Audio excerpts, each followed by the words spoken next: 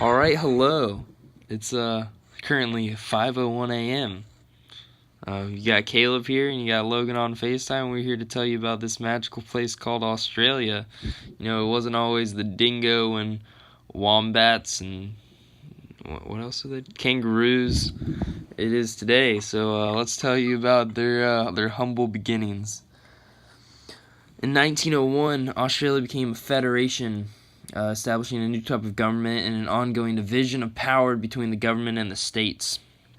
While this was going on, and Australia was still fresh in its youth, Europe was getting a little tense. Everybody's pointing guns, but nobody's pulling the trigger. Everybody had new weapons they wanted to try out, but everybody's prospering pretty good. Everybody's making money. Everybody's farming, agriculture, that kind of stuff. No one wants to go into war, but they also want to shoot each other's faces off. So they were just waiting for that perfect moment to have a reason to go to war.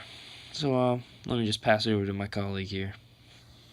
The trigger for this war was the assassination of Archduke Franz Ferdinand of Austria, heir to the throne of Austria-Hungary, by a Yugoslav nationalist on June 28, 1914. This sets off a diplomatic crisis when Austria-Hungary delivered an ultimatum to the Kingdom of Serbia. Within weeks, the major powers were at war, and the conflict soon spread around the world. So the conflict spreading around the world pretty much caused World War I. And as you can see in the video, what we got going on right now, the Australian men were very quick to enlist to help their British counterparts across the other side of the world, but they lost 65% of the troops they sent in, and they decided to bring back their soldiers, what was left of them at least, because they were tired of losing men in a war that was half a world away.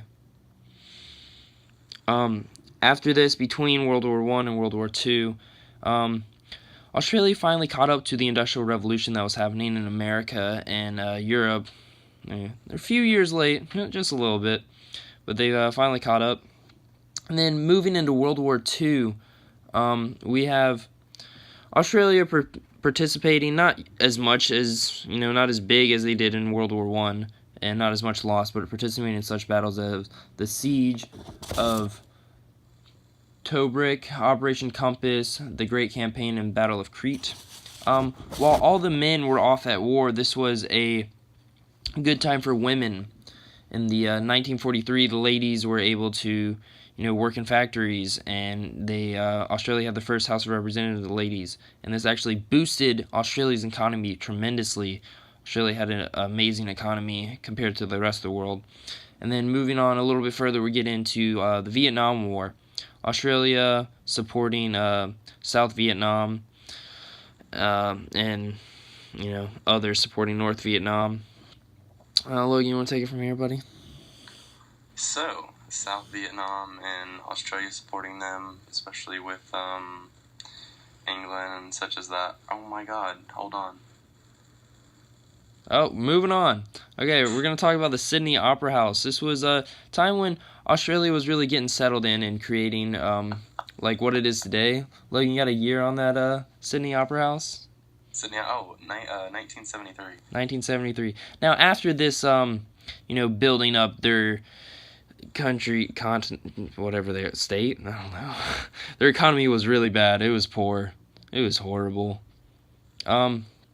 But soon after that, their economy built back up, and they were able to get that Aussie spirit everybody knows today, that wallabies and jackalopes, kangaroos, deadly spiders and snakes. And that's about all we really got to share. Thank you for watching.